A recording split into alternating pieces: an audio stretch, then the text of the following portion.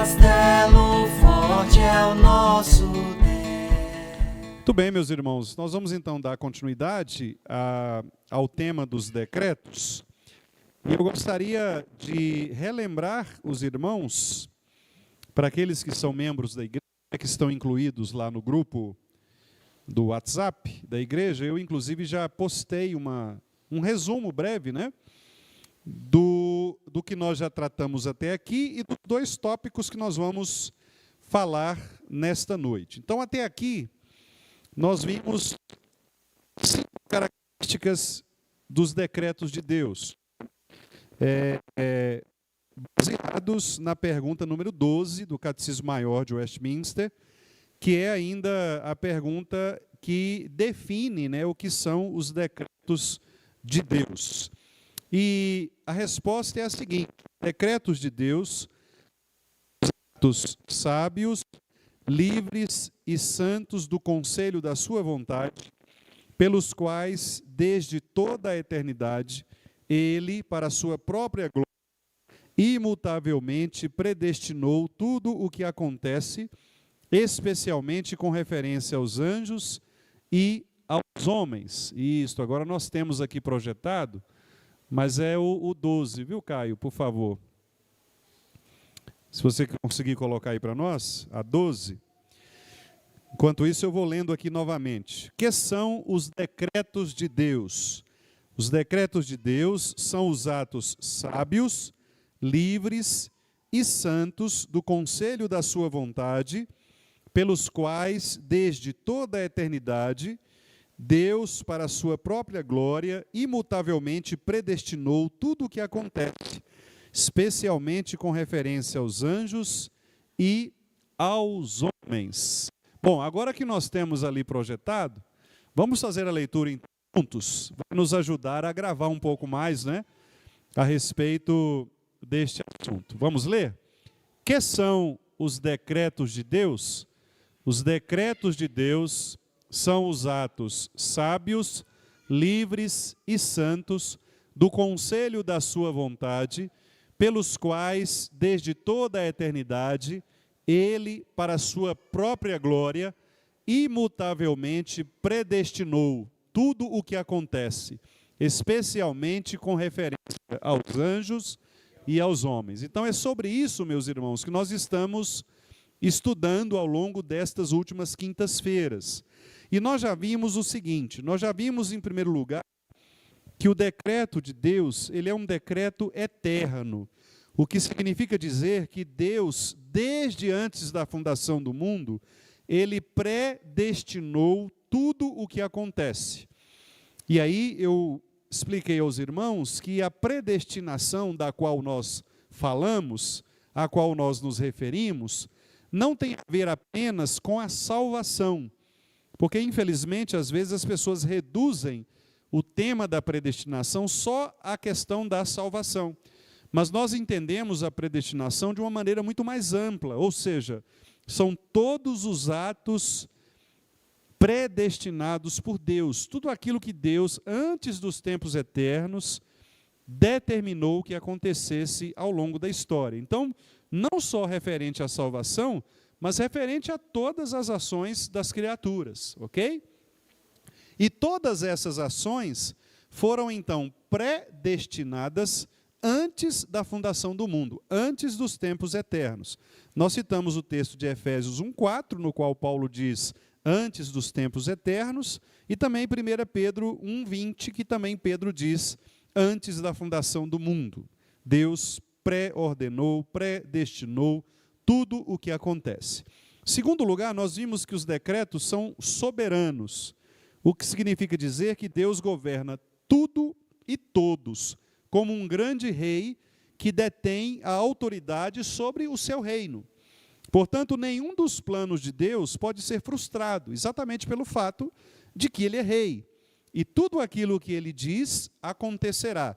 Nós vimos o texto de Isaías 14, 24 a 27, que nos diz exatamente isso. Agindo Deus, quem impedirá? Ou seja, uma vez que Deus determinou, quem poderá descumprir? Quem poderá desobedecer? Ninguém, porque ele é rei e o rei decreta de maneira soberana. Terceiro lugar, nós vimos que o decreto é infalível, ou seja, o plano eterno e soberano de Deus nunca falha. Tudo quanto Deus decreta, acontece, porque Deus não apenas ele planeja, mas ele também executa.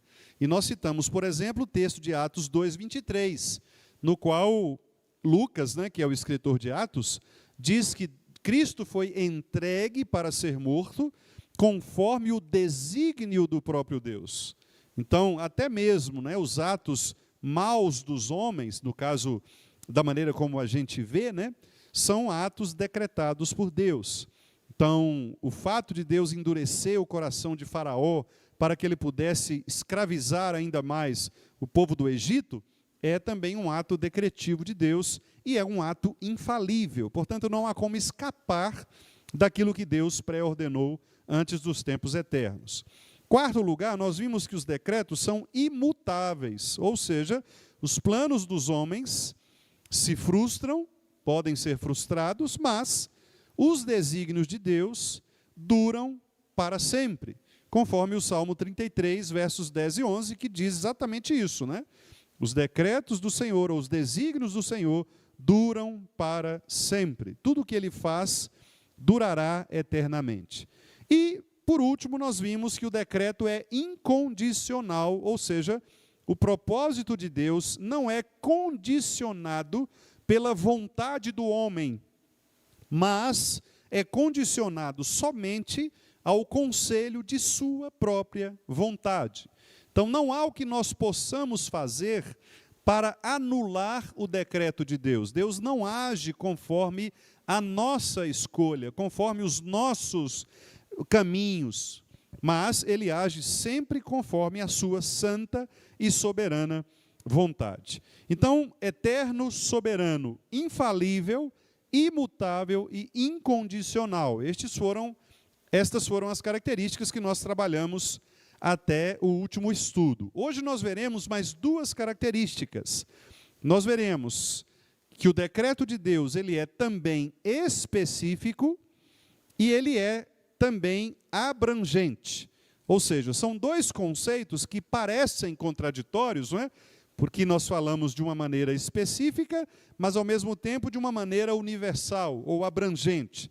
Então nós vamos tentar explicar esses dois conceitos, o que significa dizer isso, que o decreto de Deus é específico, e o que significa dizer que o decreto de Deus é abrangente. Então nós vamos ver apenas essas duas características na noite de hoje, e nos próximos estudos, com a graça de Deus, nós vamos caminhando, apresentando mais algumas características do decreto divino.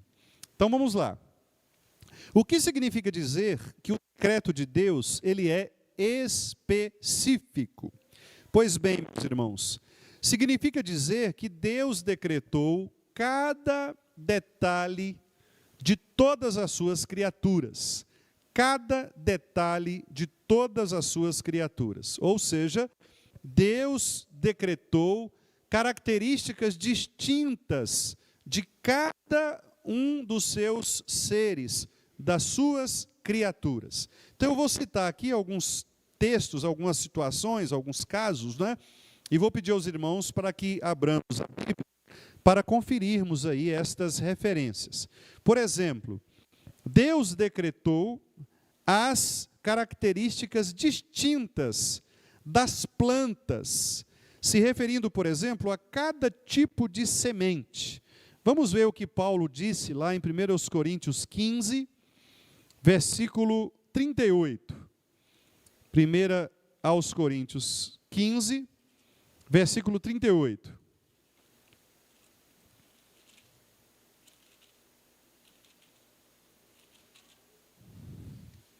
Vamos ler juntos esse texto.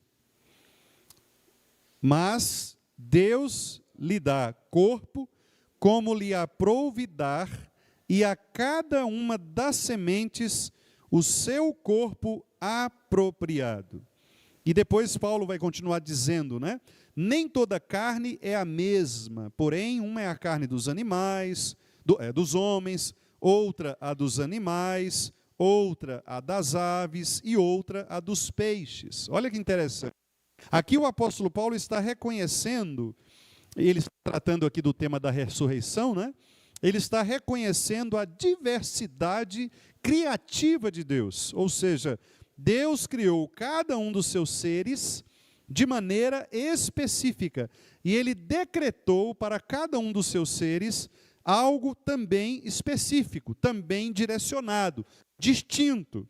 Portanto, se você descer ali, né, e observar o nosso jardim, logo na entrada da igreja, você perceberá espécies diferentes de plantas. E cada uma daquelas espécies recebeu de Deus o dom específico para frutificar conforme a sua semente. Então Deus, ele escolhe com a sua distinta sabedoria cada cor de cada orquídea. Deus escolhe com a sua sabedoria cada espécie dos campos. Deus escolhe as espécies diferentes, as raças diferentes dos gatos. Deus escolhe os peixes e decreta para cada um deles o modo de agir. Então, por que um tubarão ele reage diferentemente de um leão marinho?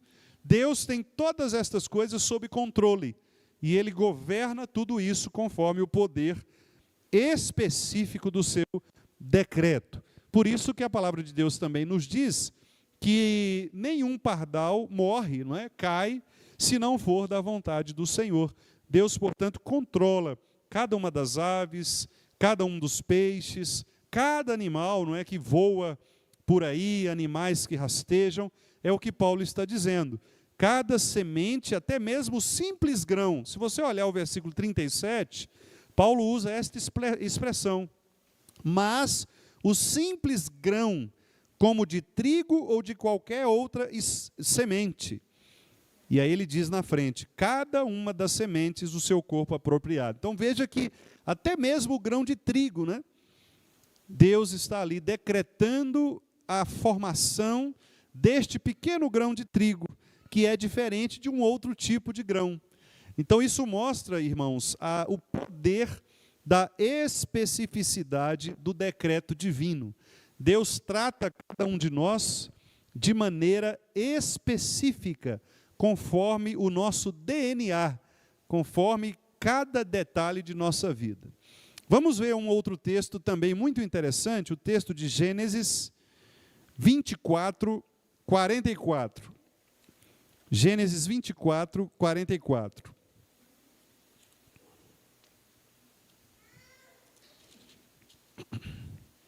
Gênesis 24, 44. Vamos ler o 42 ao 44, né, para os irmãos se lembrarem. Esta história aqui é a história do encontro de Isaac, né, com a sua esposa. E Deus disse a ele exatamente como as coisas deveriam acontecer. Vamos lá, 42 a 44. Hoje, pois, cheguei à fonte e disse comigo: Ó Senhor, Deus de meu senhor Abraão, se me levas a bom termo a jornada em que sigo, eis-me agora junto à fonte de água.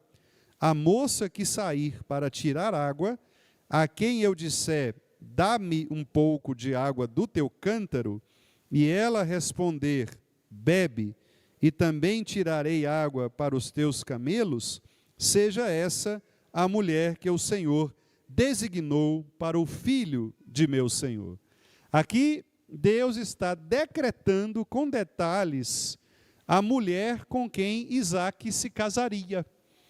Então, repare que, novamente, nós temos a indicação no texto, de maneira clara, que Deus está tratando de maneira detalhada, específica, de uma situação que é só de Isaac, não é? Uma situação que pertence somente a ele. Portanto, Deus conhece cada detalhe de nossa vida. Não só conhece, mas ele estabeleceu como decreto. Então, de fato, tudo aquilo que nós recebemos tem a ver com o decreto específico, detalhado do nosso Senhor. Vamos ver outro texto também que vai nos provar a respeito disso, que é o primeiro livro dos Reis, capítulo 17, versículo 4. 1 Reis 17, 4. Deus controla também, ordena, governa as aves dos céus, de maneira específica. 1 Reis 17, 4. Vamos ler? Aqui Deus falando com Elias, com o profeta Elias, e olha só o que Deus diz para ele. 4. Beberás da torrente, e ordenei aos corvos que ali mesmo te sustentem.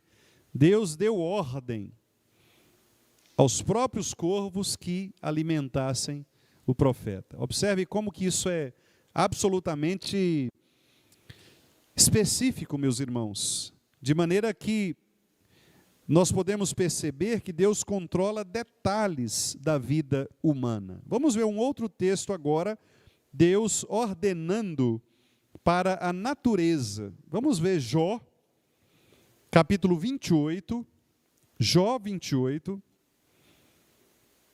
versículo 26. Jó 28, 26.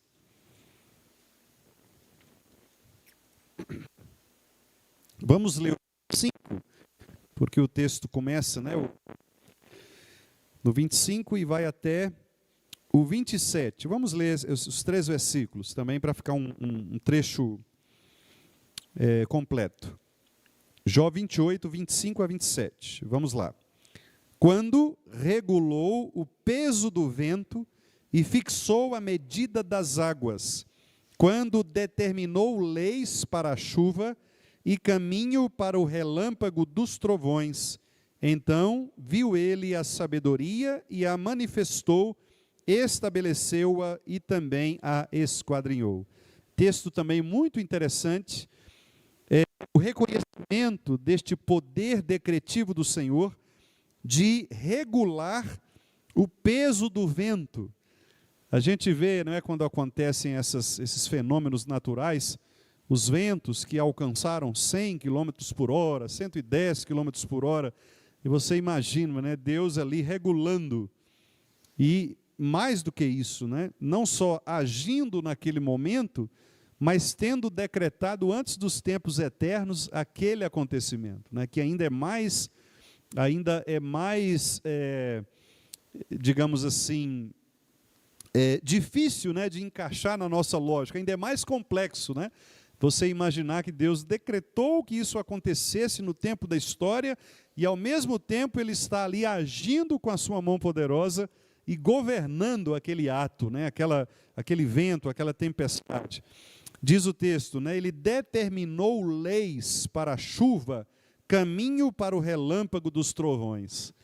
Eu fico imaginando, irmãos, quantas vezes nós atribuímos estas coisas ao puro acaso.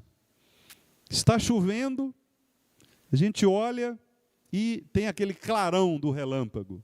Para nós, isso talvez não passa de um mero acaso, Mas imagine você pensar com esta visão do escritor bíblico, de que até mesmo aquele clarão, naquela hora, com aquela intensidade, foi algo ordenado por Deus nas suas leis antes dos tempos eternos. Isto muda completamente a nossa visão e o nosso relacionamento com Ele. Porque nós vamos entender que cada uma destas coisas tem a ver com o poder soberano do Senhor. E observe, isso não tem nada a ver com o fato de nós fazermos uma leitura científica destas coisas. Não tem nada a ver. Alguém pode dizer para nós, mas o relâmpago é quando as nuvens se chocam e elas provocam esse raio de luz por conta da descarga elétrica que há entre os elementos. Sim, nós concordamos com estas coisas, mas estas coisas foram colocadas lá pelo Deus Criador. O Deus que criou a energia, o Deus que criou a luz, o Deus que criou os átomos, as moléculas. Ou seja, o fato de a ciência nos explicar detalhes destas coisas não diminui em nada o poder decretivo de Deus de fazer com que estas coisas aconteçam nesta complexidade e sempre do mesmo jeito. Os irmãos já pararam para perceber que chuva é chuva desde o dilúvio? Chuva é chuva desde o dilúvio, a chuva não mudou, não deixou de ser chuva. Não passou a chover canivete, por exemplo, né? Chove água. A chuva é chuva, sempre, desde o dilúvio. Quer dizer, por que isso é assim? Porque Deus fez com que este fenômeno acontecesse e ele chamou a este fenômeno água, chuva. Portanto, desde o início, desde o dilúvio, você vai perceber que a Bíblia descreve o fenômeno chuva do jeito que é mesmo, chuva. E por mais que assim se explique, e tem que explicar mesmo, o que ela faz, na verdade, é contribuir para que nós, então, consideremos ainda mais complexa a atuação do Deus soberano de agir nos elementos da natureza para produzir isto que nós, às vezes, tanto almejamos, né?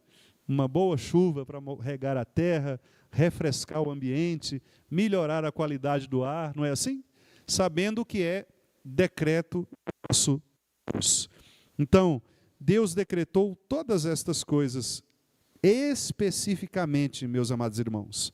Vamos ver ainda outro texto, Isaías 10, versículo 6, os planos e as vitórias do rei da Assíria.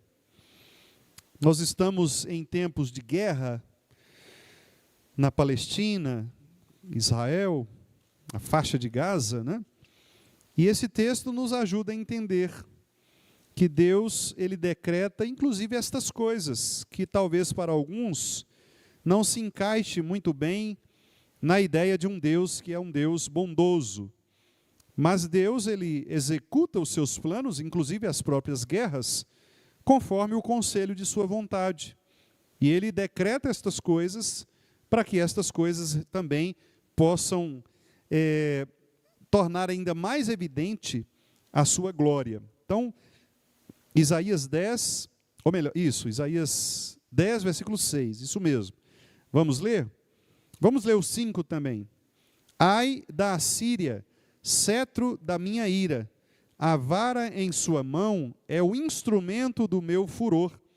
Envio-o contra uma nação ímpia, e contra o povo da minha indignação lhe dou ordens, para que dele roube a presa, e lhe tome o despojo, e o ponha para ser pisado aos pés, como a lama das ruas. Veja, olha que interessante, o versículo 5 diz que a vara que está na mão da Assíria, ou seja, o poder deste império, que foi absolutamente cruel para o povo de Israel, esta vara, este furor, é instrumento das mãos de Deus.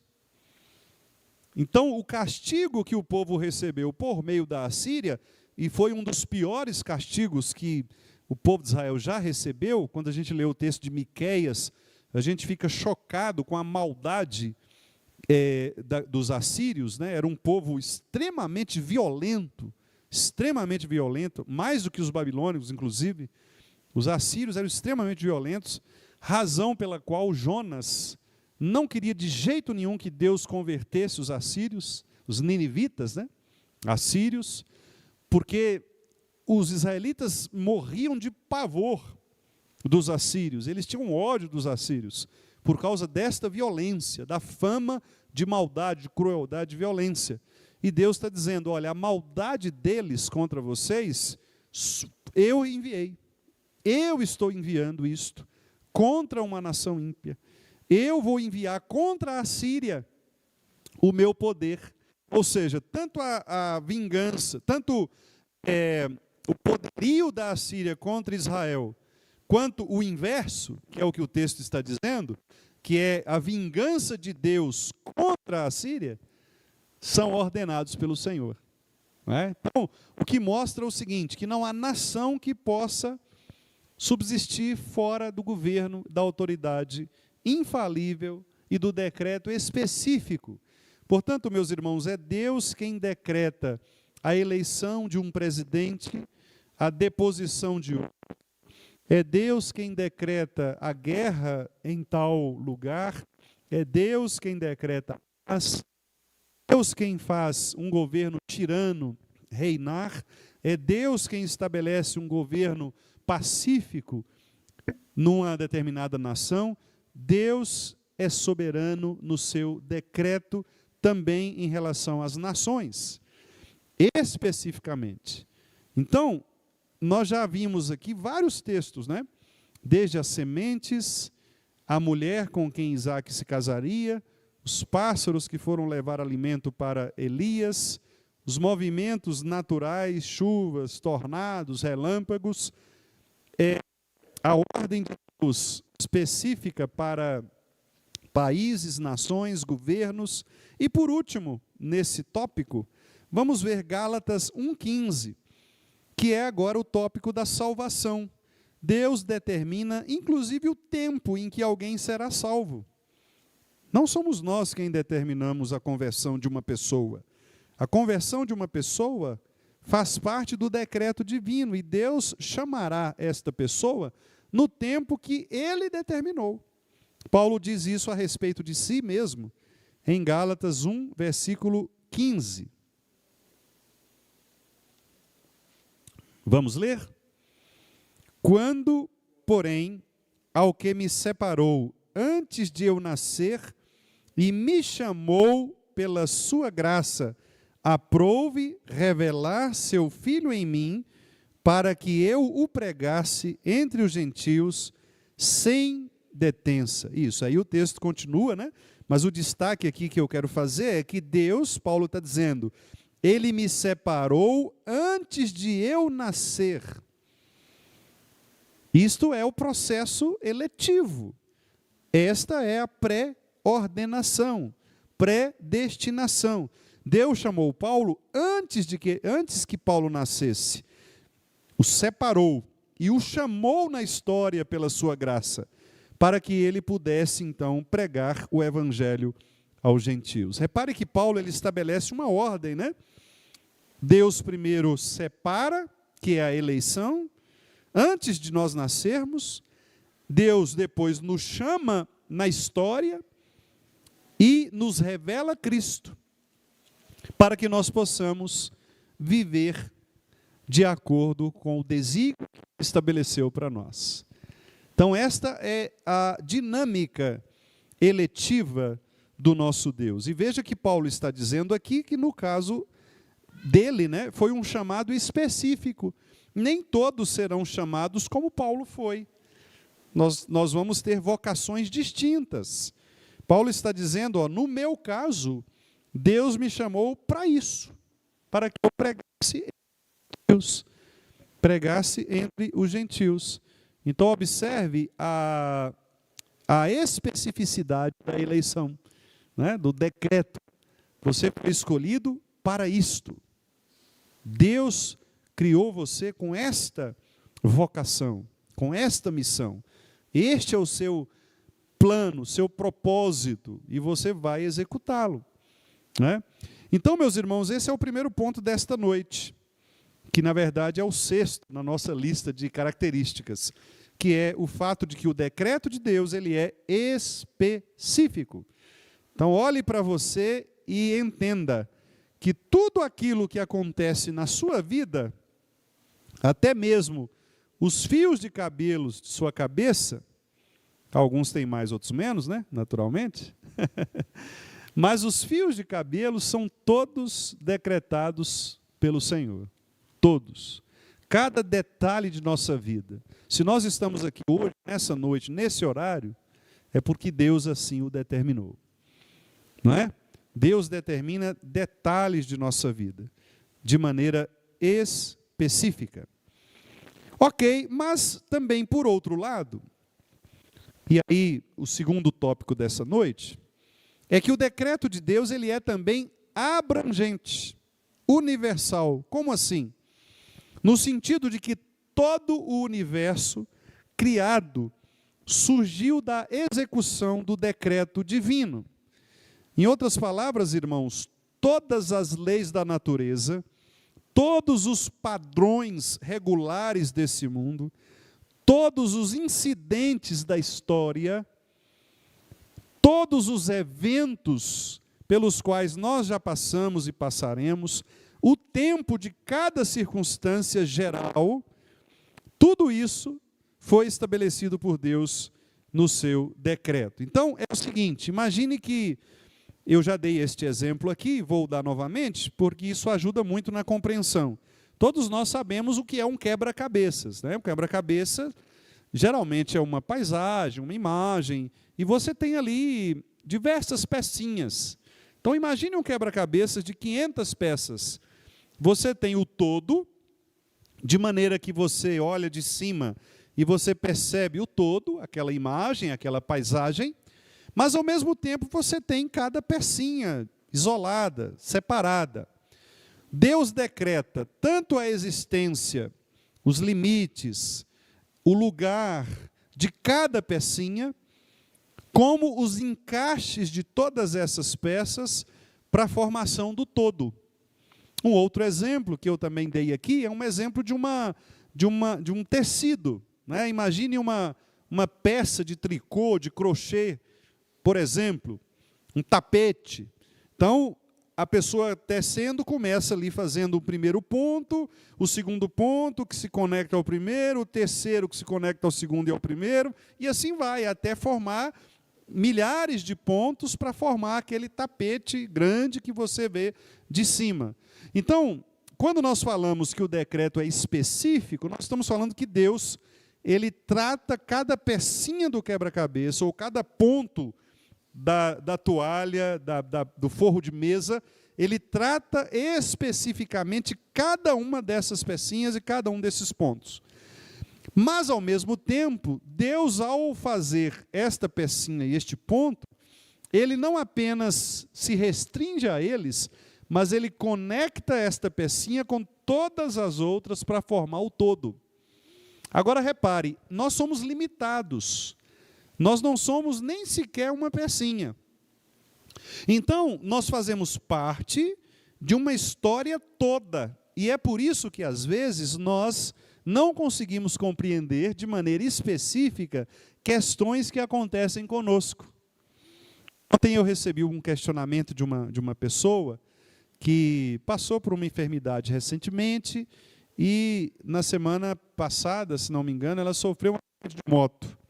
E aí a pergunta que ela fez para mim, pedindo oração, e me perguntou, eu não entendo, não consigo entender por que essas coisas têm acontecido comigo.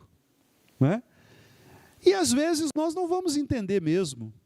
Nós não vamos entender o porquê Deus ordena que uma pessoa perca o emprego. Depois de 26 anos trabalhando numa empresa, perde o emprego, a esposa não trabalha em casa apenas, né? Não é um trabalho remunerado. E agora o que fazer? Uma pessoa já com alguma idade, se recolocar no mercado de trabalho é difícil. Então, às vezes você pensa, como que a pessoa pode entender estas coisas? Meus irmãos, Deus não necessariamente ele nos responde a ponto de nós entendermos detalhes do plano que Ele tem para nós. Muitas vezes nós não vamos entender os detalhes dos planos de Deus para nós. Mas de uma coisa nós devemos ter certeza. Todas as coisas cooperam para o bem daqueles que amam a Deus. Esta é uma convicção doutrinária, não é uma convicção de experiência.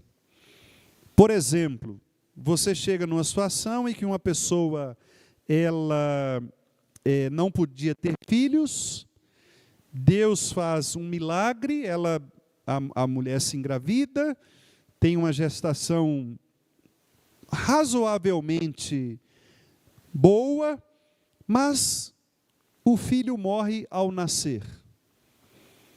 Como você pode dizer para esta pessoa que todas as coisas cooperam para o bem dos que amam o Senhor? Se ela vai olhar para uma situação dessa e dizer, pastor, que tipo de bem esta situação pode produzir para mim? Percebem? Porque a questão é, nem sempre Deus nos responde de maneira específica. Às vezes nós ficaremos até sem resposta. Eu vou citar um exemplo bíblico. Abacuque, os irmãos podem ler depois em casa os capítulos de Abacuque, 3 capítulos só, é rapidinho, 15 minutos você lê e relê, Abacuque? Abacuque é o seguinte: os caldeus, que eram os babilônicos, né? Eles estavam oprimindo o povo de Israel. E Abacuque não conseguia entender isso.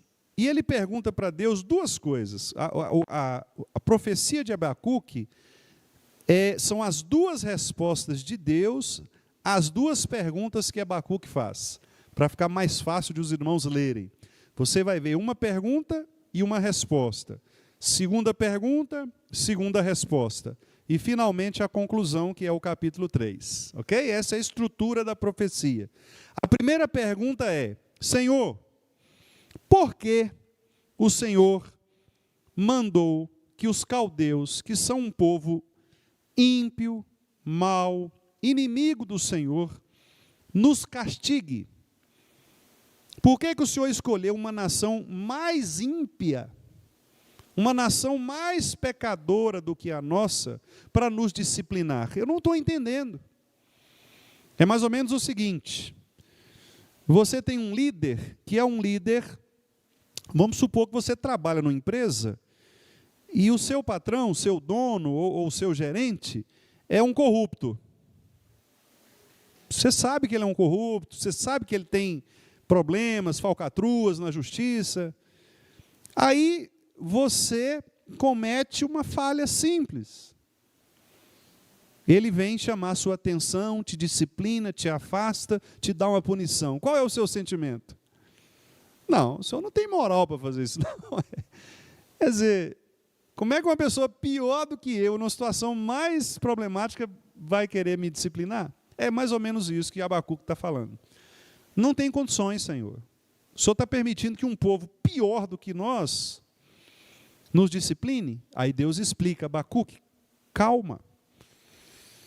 Você não entende os meus propósitos, mas eu sei o que eu estou fazendo. Confie em mim. É isso que Deus fala com ele. Confia em mim. Você pode ficar tranquilo. Eu não perdi o controle da história. Fique tranquilo. Segunda pergunta: isso vai durar até quando, Senhor? Porque já que o negócio está ruim, pelo menos fala para a gente quanto tempo nós vamos... Né? Deus fala: não vou te falar também, calma. Eu tenho tempo para todas as coisas. E vocês vão sofrer ainda por um tempo, mas fique tranquilo, no final vai dar certo. No final, Abacuque, sempre dá certo, pode ficar tranquilo. Aí Abacuque faz o que no capítulo 3? Tá bom, Senhor. Ainda que a figueira murcha, ainda que no curral falte gado, ainda que não tenha alimento, ainda que não... Se tudo se acabar e a morte enfim chegar, Lutero, né? Aí é Lutero, não é Abacuque não. Eu me exultarei no Senhor, no Deus da minha salvação. Com Ele reinaremos. Essa é a lógica.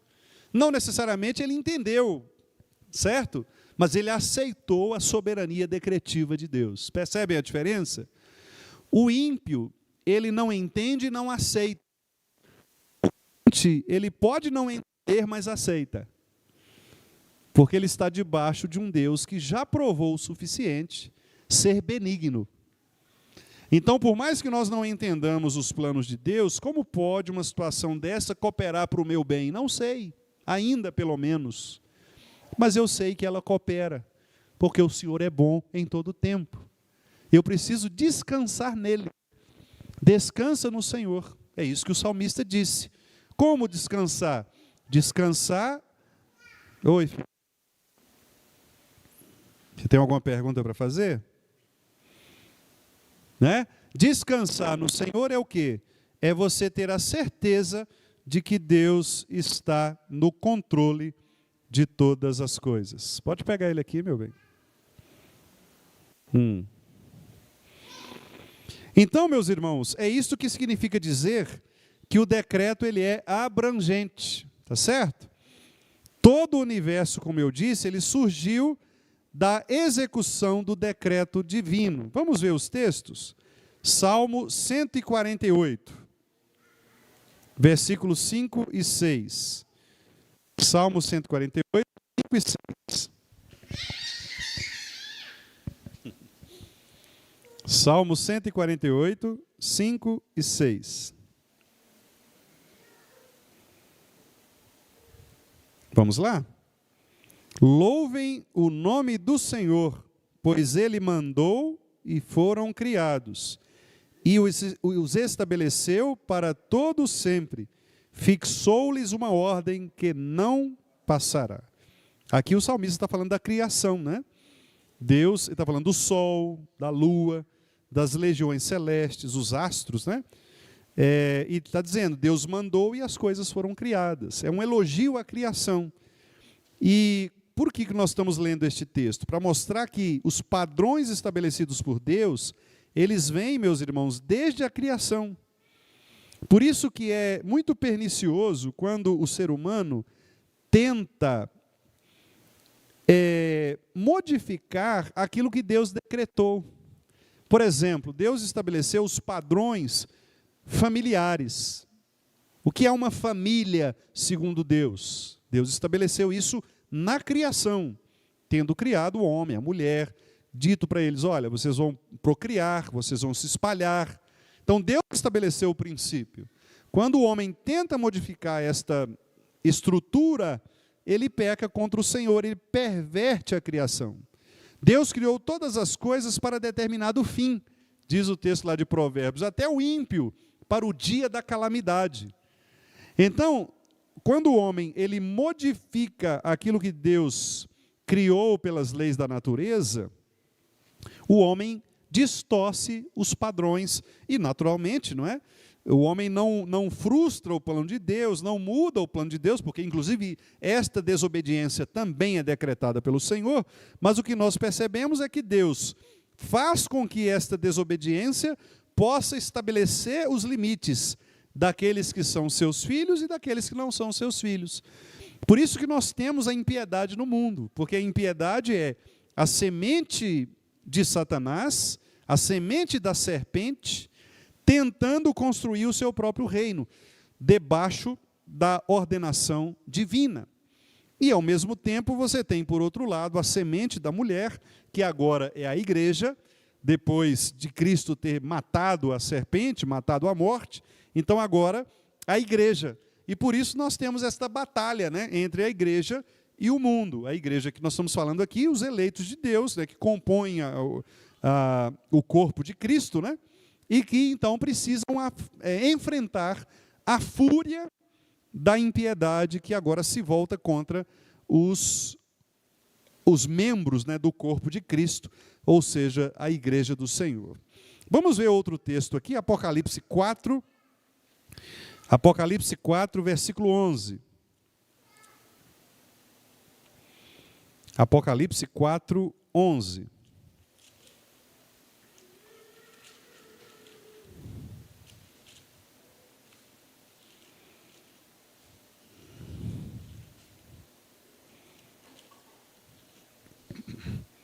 Vamos ler?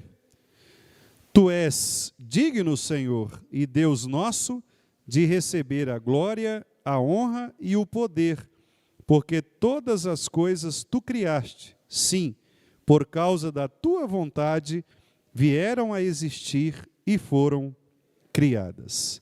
Então observe que esta é uma doxologia, né? É um louvor, é um hino proclamado, né, pelas hostes celestiais, os seres viventes, né, dos céus, em que eles estão dizendo, o Senhor criou, o Senhor fez existir e criou.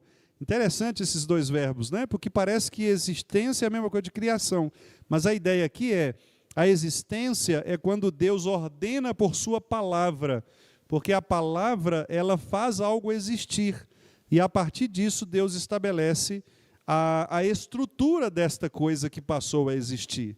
Ou seja, Deus estabelece a criação propriamente dita, né?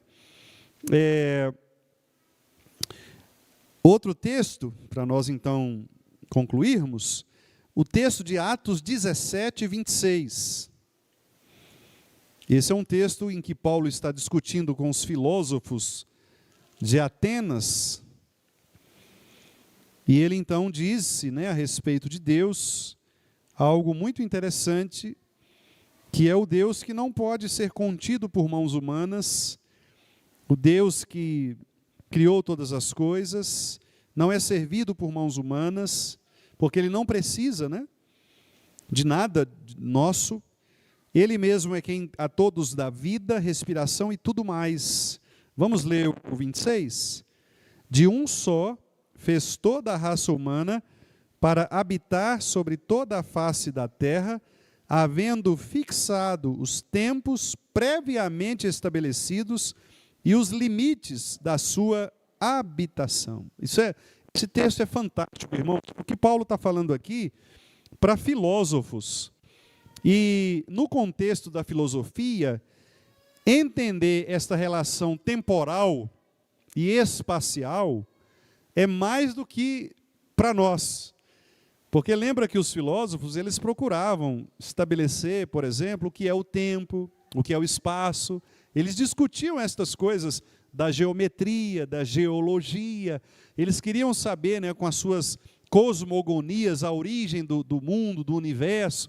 Então Paulo está dizendo, olha, Deus, esse Deus que vocês não conhecem, ele fixou o tempo e o espaço. Deus sabe exatamente até onde o homem pode ir, porque ele que ordenou isso. Deus disse, você só vai até aqui. Você só pode conhecer até aqui. O seu tempo de vida é este. Ou seja, Deus estabelece todos os limites temporais e espaciais. Portanto, nós não precisamos ter medo, por exemplo, do avanço da ciência. O homem está querendo ir lá em Marte, colocar uma sonda.